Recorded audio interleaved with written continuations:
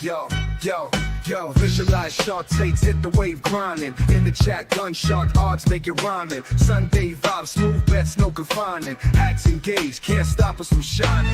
Bet on the spread, liking it, keep it tight. Push the odds further, jack on a hindsight. Odds fellows mind grasping the right sight. Hats, caps on heads, winners in plain sight.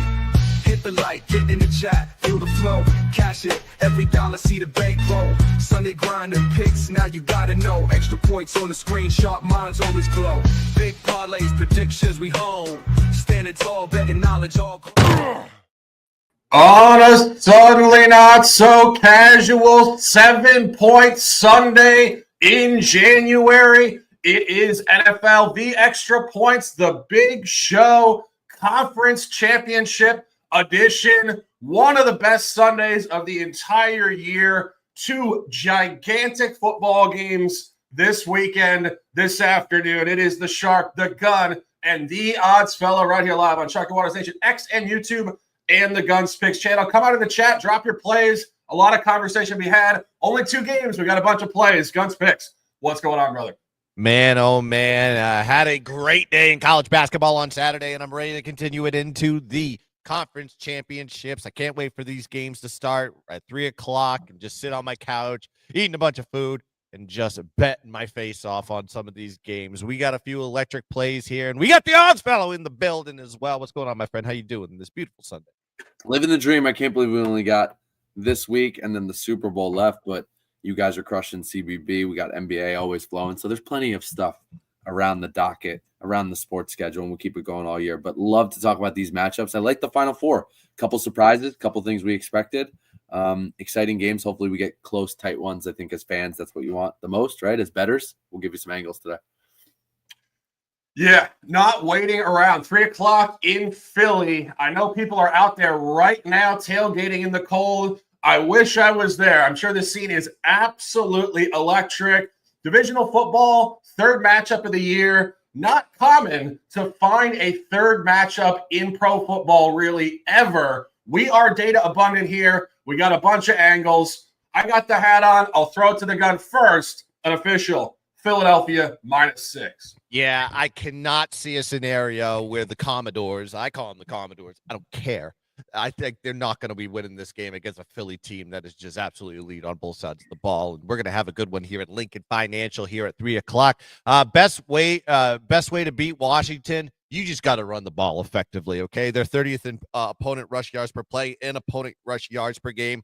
Also, you got to look, Washington's defense is ranked 18th in opposing points per game, 16th in opposing yards per game, 21st in opposing red zone percentage, and 20th in opposing TDs per game. This defense is not built to be a Super Bowl caliber team, in my opinion, but you got to run first offense here, which is the strength of the Philadelphia Eagles. They're first in rush play percentage, rush attempts per game, fourth in rushing yards per play, second in rushing yards per game, third in rushing touchdowns per game, because they have the most dynamic back in the league in Saquon Barkley. Then you got to look on the defensive side of the ball here for this Philly defense. They're number 1 in opposing points per game, opponent yards per game, opponent yards per play, and second in opposing touchdowns per game. And then you just got this Washington team that is coming off the highs of highs. Upset win on the road, going to beat a Detroit team that, quite frankly, was playing with the scout team on the defensive side of the ball. But you got to look at the box score before you get too carried away, pump your brakes a little bit.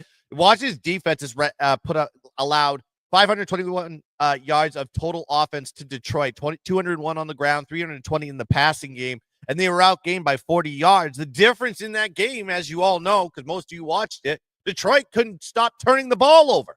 5 turnovers that resulted in 21 extra points for this Washington team, which was the difference in the game. Then you got to look at even further into the statistics. Two were INTs that occurred in key scoring drives that ended the half, and then a game and end game for that matter. So they had 2 inside scoring position, halftime and the full game. And then Detroit basically left 28 to 35 points on the table. Instead, it resulted in minus 21 point differential. But both these teams are divisional opponents. This is the NFC East here, folks. So they met already twice this season. Philly beating them in the first round, 26-18 in Lincoln Financial as 4-point favorites. And then they had the loss 36 to 33 to Washington as 4-point favorites on the road with the closing line at 47.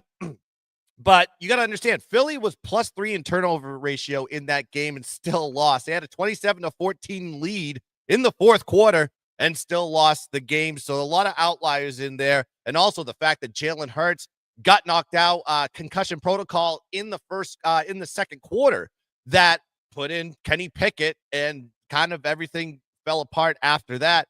Then you got this Philly offense that has put up over 200 yards rushing in both contests. So I think this is going to be a big day for Saquon Barkley and Jalen Hurts. And also look at the fact situationally, fourth leg of a long road trip here for the Washington Commanders, where Philly is on their fifth home game in a row. So they are just well comfortable in their own stadium playing ball. Also, 4-1 ATS as a home favorite of 6 points or less this season for the Philadelphia Eagles. I just think that Washington's got nothing left in the tank.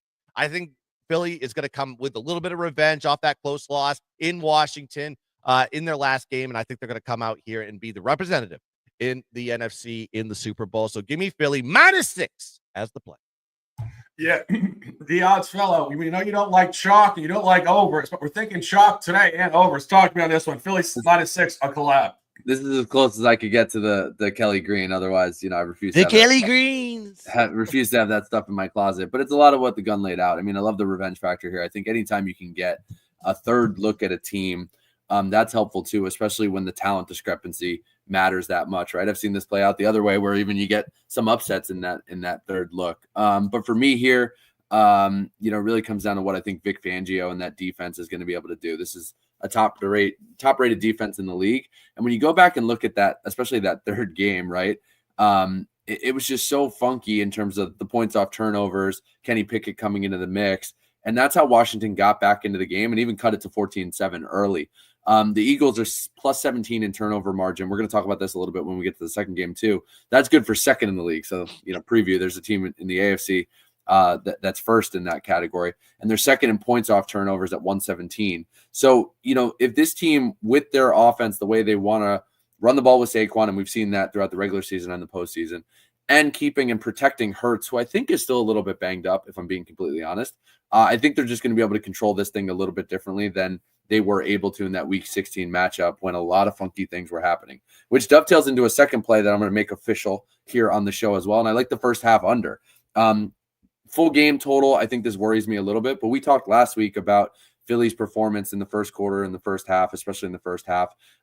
They still got going a little bit against that Rams team, which was surprising. But here in this matchup, I like it. When you go back to the first game these teams played, which is where game script wise, total wise, I think you're going to see a little bit more of that flow. It was Week 11. It ended at 26-18, right? So pretty sharp. It went under the closing total of 49.5. I think this thing is going to be right around that 45 to 47 mark. So I really don't want to mess with the full game, but I think it's going to start slow. And the reason is that first quarter was 7-0. That first half was 10-0. When you look at the second game, the first quarter, you're going to see 21-7 in the box score. And you're going to be like, well, what's this idiot doing, right? First half, 21-14. So the game pace started slowing a little bit, but that first quarter into the first half was completely outlier football. 4th and 1 at midfield on the first drive. Washington gets stuffed. That leads to a Philly TD. What does Washington do the next go-around? They fumble the kickoff. That led to a TD. That's a quick 14-0. Then Kenny Pickett comes in, right, because of that injury and that mix. He throws a pick on the next Philadelphia series, leads to a short field and a Washington TD. Okay, maybe the game's starting to slow down a little bit. Nope. Next drive, 2nd and 9. Philly deep in their own territory, and Saquon rips off a 68-yard touchdown. That's not playoff football. That's not what you're going to get today in third time these divisions match up. So I like Philly to get it done late on the -6. I love the first half under 23.5, and I think you're going to get some great opportunities to live bet the over if that total comes down a bit, because you will get the aggressive nature of these two teams. But I think at the end of the day, Philly, with their defense, bottling up Jaden Daniels with Vic Fangio on as the D coordinator, and Saquon, really controlling that clock, them wanting to protect Jalen Hurts on offense. It's a perfect formula.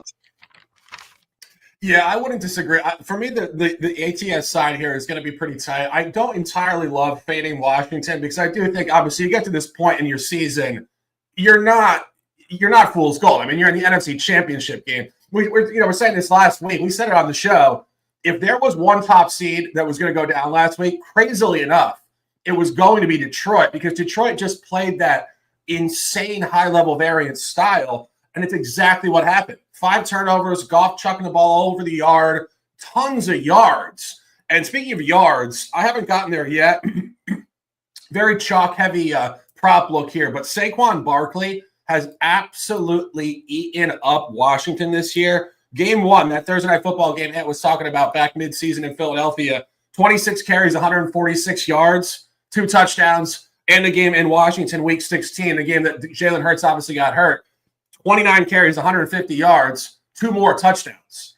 And they're just going to pound this guy, and he's going to get so many yards. You talk about the game last week. I mean, the Lions obviously didn't come away with a dub, but you know who really did come away with the dub? Jahmyr Gibbs. The guy looked incredible in the run game. And I think Saquon Barkley is going to just run all over Washington today. Go. I agree with you on that one. That prop is as chalky as hell, but he continues to go over it every single game. It's like, if he doesn't have a big game, then Philly doesn't win this game, obviously, because I really don't trust Jalen Hurts' arm if they can't run the football and they become one-dimensional, which they're not going to be versus Washington. Like you said, Jahmyr Gibbs, I'm surprised they didn't give him the ball all day and not even pass.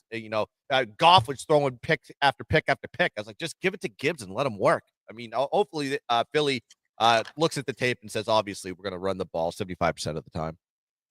Yeah, and regarding the total, you're on these sharp unders and all this stuff. Like, I can't figure out half-to-half splits in NFL because it's nothing like the NBA. It's really just sharp stuff. So best of luck there. I think the game total probably does go over when all is said and done as we lead into the 6:30 game. I just think there's too much explosiveness on the Washington side of the ball. You know, we talk about the Lions being highly volatile and variant. That's kind of how Washington plays too. Especially if they get down early at all, they're going to open the thing up, right? Exactly. I think second half it'll open up. So I like the first half look. I know a lot of respected minds have discussed just doing the first half under and staying away from the game because of what happened last time. There was low scoring in the first half, and then all of a sudden everything just opened up, and it was just a scoring frenzy in the second. So we may see the same thing today, but we'll see. Without question. Take the Eagles at -6, collab gun and odds, and the first half under per odds. Whoa. I ain't on the total. I just said I'm just making comments. I won't decide. Okay. -6. Under first half for the odds fellow. Going to 6:30. This is going to be the better game of the two, in my opinion. Talk about historical rivalry matchup. I was thinking about this morning. This really is 2006 Peyton Manning versus Tom Brady. In this current generation, Josh Allen, Patrick Mahomes are 1-1A, and this is their 4th time meeting in the playoffs this afternoon in freezing cold Arrowhead. Mahomes has gotten him 3 times. At some point, you think Allen has to win at least one of these and go to a Super Bowl. And I got to be honest, if there was going to be a season for it, it would be this one. The Chiefs all year have been hanging on a ledge, somehow winning one-possession games week in and week out. If there was a spot, it would be here. I haven't gotten there yet on the side. I don't love fading the Chiefs in the playoffs with their component of the refs helping them, particularly at home. But the gun and I do have a collab over. I'll throw it to the gun for the collab. He's at 48.5. I'm at 47.5. Yeah, I think it's going to be a very close game. But we've seen how the history works on this one. The NFL, Roger Goodell, and all the script writers, they love to put KC in the Super Bowl. So maybe put them in a teaser and moving the number up to past the 3 and the 7.5. I think you can probably tweak that one with Buffalo. But on the other side, KC, I wouldn't really tease that one. It's not really any direction on that one. But I digress. I'm here to talk about the total. What you got to know about this Buffalo team is on both sides of the ball, they've really excelled as far as offensive scoring and opposing scoring. They're 2nd in offensive scoring and 8th in opposing scoring this season. But the weak spot of the Buffalo defense is their passing defense, right? They're 28th in opponent pass completion percentage, 21st in opposing pass yards per play, and 20th in opposing pass yards per game. And you see KC, especially as of late, while they're kind of middle of the road overall this season as far as offensive scoring and yards per game and everything, that had a lot to do with how they performed in the first half of the season. In their last 8 games, this KC team kind of ramped up like a sprinter in the Olympics. They don't show up for the quarterfinals and the semifinals. they get turned up for the finals. And that's just what we're looking at here with this case, this Chiefs team. Throwing out the game on week 18 where they sat the starters. Of course, I can't really use that as that outlier here, but I want to talk. KC has scored 25 points per game in their last 4 games with their regular starters. So this is, like I said, this team is starting to uptick on the offensive side of the ball. And then when these two teams met in Buffalo back in November, it was a 30-21 game where Buffalo did win the game as 2.5-point favorites. The number did open at +1. And then the total was 47, that upticked to 48. And then KC basically just had one of their worst offensive performances of the year, only 259 yards of total offense in that game, got outgained by 107 yards and a -1 turnover ratio. So I suspect that we're not going to see the same type of statistical outcome here from the Kansas City Chiefs. And then you just got to look at Buffalo situationally on the road. Last 6 road games, 5-1 to the over. And KC, and I think Shark will probably, we talked on backstage, and we talked about how we saw the game numerically as far as this total. It's kind of remarkable how our minds work sometimes. But this Kansas City team's been an under team all season. But this is the highest total that KC has had at home this season. And then you got to look at versus non-divisional opponents at home when the total is 46 and above. KC is 44-1 to the over in those spots. And then you got to look at this matchup. When these two teams meet, a lot of points get scored. The over has hit 5 out of the last 7 meetings between these two teams with an average outcome of 54 points per game. The lowest totals that they had was 37 and 44 between the two teams.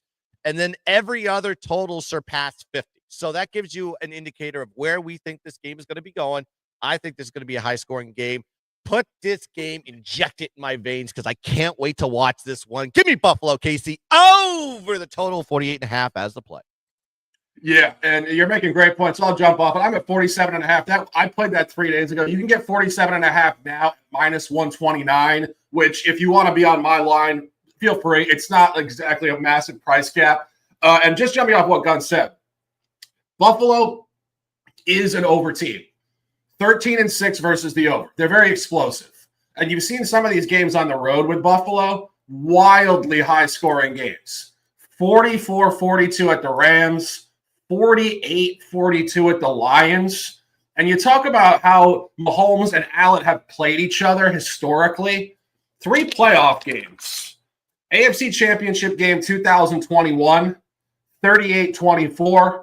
Divisional playoff, that absolute classic overtime game a couple of years ago in Kansas City, January the 23rd, 2022, 42-36, 974 total yards in that game. And last year, divisional playoff at Buffalo, 27-24 over there. When these teams play, they go over, as Gunn said. And that metric point with Kansas City is incredibly unique. This team is an under team in every environment except home outside of the division. 4-1 in this spot at home. And if you really look at some of the metric points, we talked about this last week when we bought the over involving Buffalo. It did go over very tight, 27-25. Key point there was explosive offense. And Buffalo is top 10 in almost all key offensive metric categories. Kansas City obviously has a pretty uplifted defense versus historical standards. They've become much more of a defensive football team this year. But one key point, both teams are very poor defensively on third down. Buffalo is tied for 28th in third down percentage, and Kansas City is 26th. So we're talking about the refs, maybe some add-on calls along the game. If these teams can't get off the field on defense, you're going to see so many conversions and good drives. And, you go back to that game in the regular season, 30-21 Buffalo. Key point on the line, that was 46.5. This jumps up to 48.5. So books like this per line functionality to come up further from what we saw in the regular season. I had this game to hit 51 points. And I think one direct corollary to this potential outcome this afternoon, go back to week 2. Kansas City played a home game outside of the division against Joe Burrow and Cincinnati. We said this last week. Allen and Burrow are very similar. Gunslingers, tall, very accurate passers.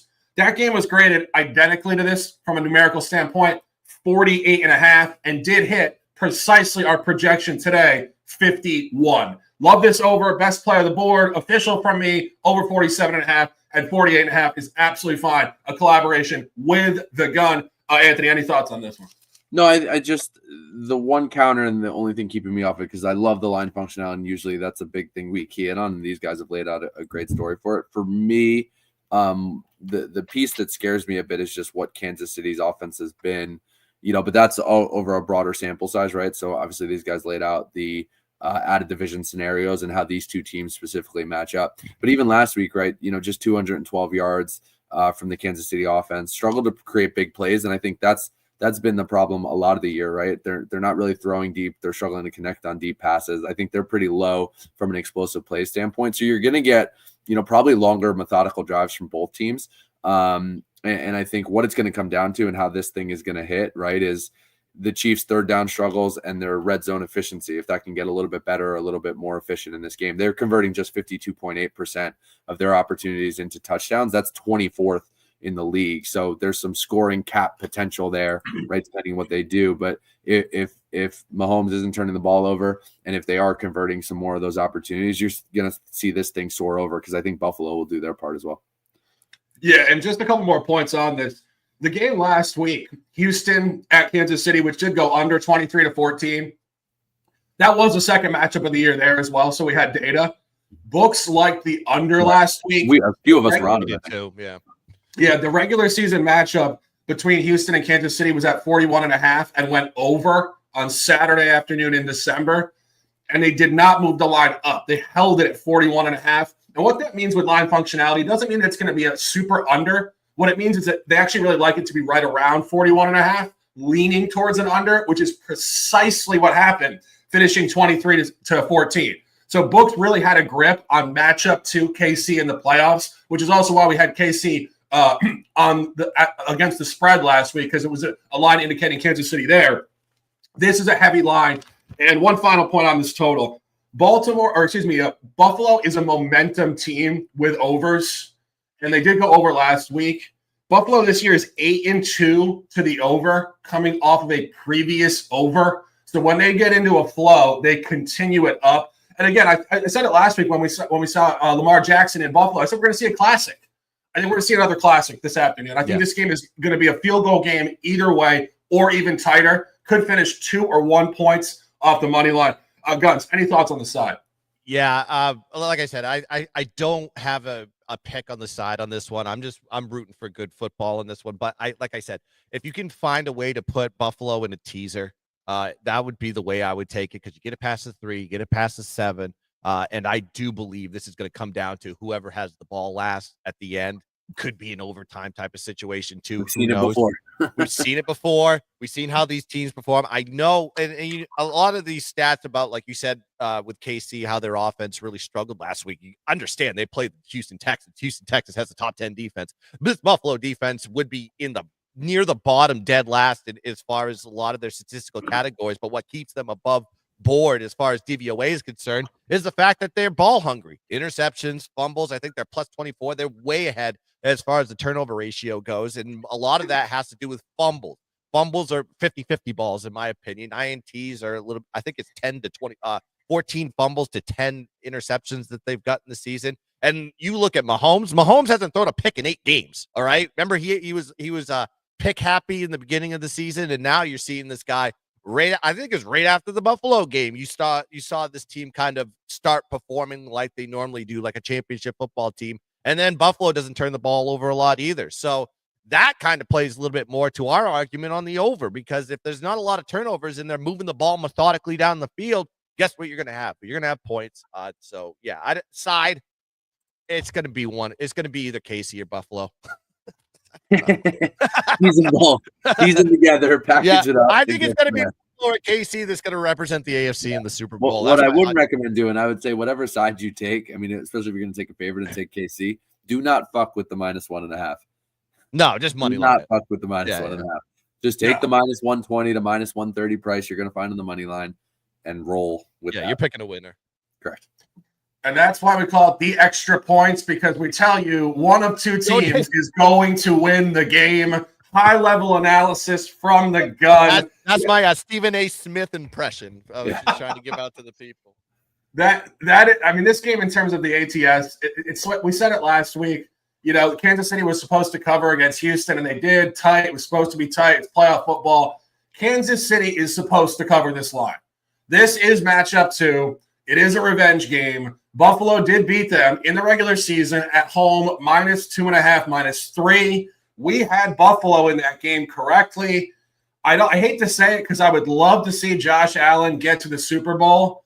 Books like the Chiefs, and they like them small. They like them to win the game by 2 points exactly. So, as Ant said, don't fuck with the 1.5. 2 is a push line. Take the money line or take the Bills at +2, and you're basically free rolling. But the over is 100% the best take in this game. Speaking of overs, one more play. The prop gun is in the building on this championship Sunday. Xavier Worthy over 47.5 receiving yards. Oh, yeah, I love this play so much. Knowing how this guy has performed for Pat Mahomes as of late, and like we've said, this Buffalo defense passing is terrible this season. They're 28th in opposing pass completion percentage. Yards per play, they're ranked 21st.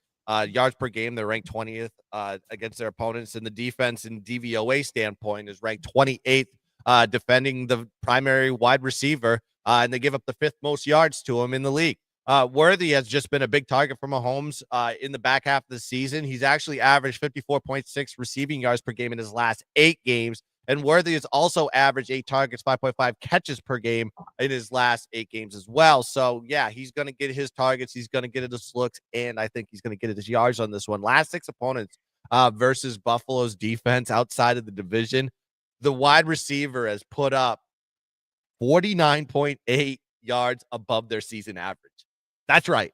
49.8 yards above their season average when they go against the Buffalo Bills defense. So, yes, he is going to have a big game, in my opinion. And then you got to look at the line functionality that we talk about. Worthy, 5.7 targets per game, 3.5 catches per game, 37.9 receiving yards per game overall this season. And you're seeing this prop line hit 47, 48.5. I've seen 49.5 out there too. And it just keeps creeping up. I just think with this, and I would probably look at over his reception yards. I didn't take it because when I looked at the line, it was really heavily juiced at 4.5. If I would rather have it at a flat 5, knowing that he's probably going to get 6 catches, in my opinion, or more. I think he's going to be a big target here against Buffalo. And if we're rooting for points, we need Xavier Worthy to get his receiving yards up. So give me over his receiving yards at 47.5 as the play. Yeah, and when we were just talking about this before, we were saying both defenses have some holes in their armor.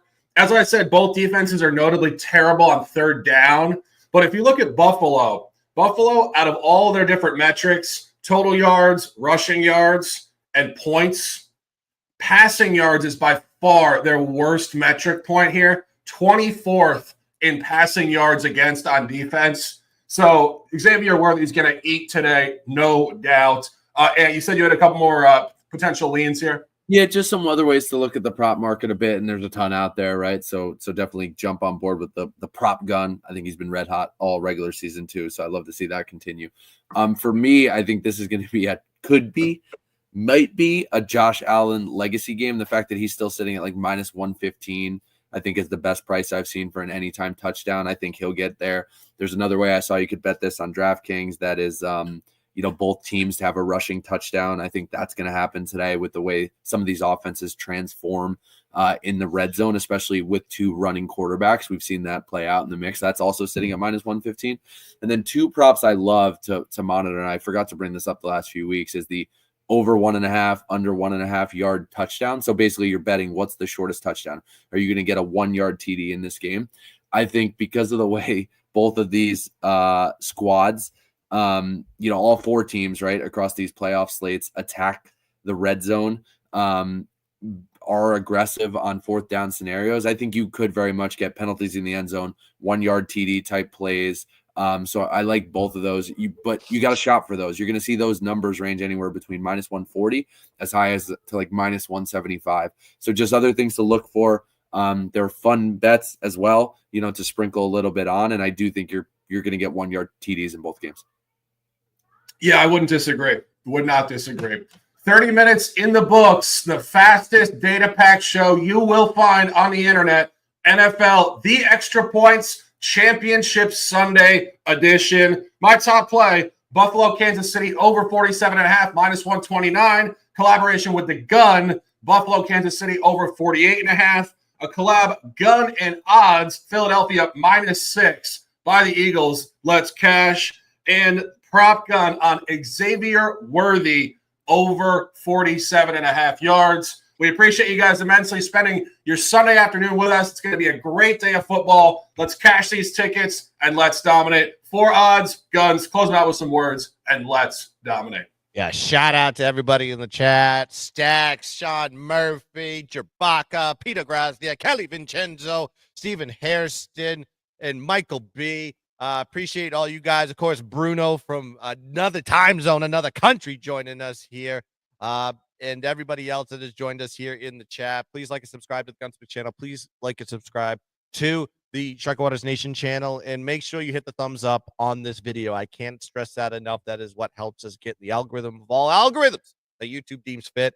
And go check us out on X at Gunspicks, at Sharks in Sports 88, and the Odds Fellow. Go check us out for all the content, not only just football, but also hoops, NBA, and college basketball. That's going to do it here for the Extra Points Conference Championship Edition. We will see you for the Super Bowl. Let's cash some tickets. Let's dominate the board. And as always, let's keep dancing. Boom!